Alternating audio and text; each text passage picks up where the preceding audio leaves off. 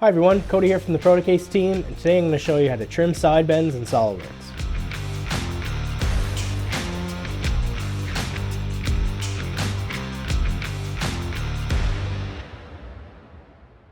You need custom metal parts made quickly and to your exact specifications. That's why we are a one-stop custom manufacturing solution to make your life easier.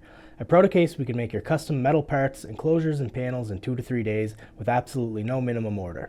So our manufacturing starts with your design. We offer many different design tools and resources, including our CAD template generator and Protocase Designer, our free in-house enclosure design software.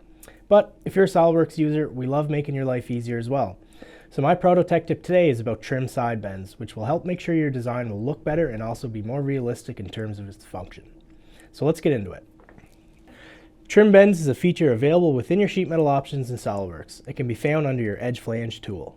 This tool is primarily used to remove any extra material in your neighboring bends. A situation where you would use this is when you are trying to pull an edge flange off of a corner that has an already existing adjacent flange.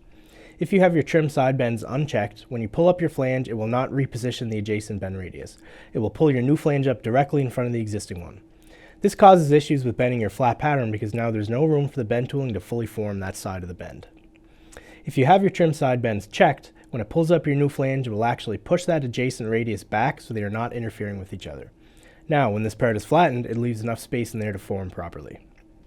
So, leaving trim side bends checked is a pretty safe bet when designing sheet metal within SolidWorks. Not only does it look better aesthetically, but it's more realistic from a functional standpoint. So this concludes our Proto Tech Tip about trim side bends. If you're working on a custom design, we're here to help bring it to life quickly and to awesome quality.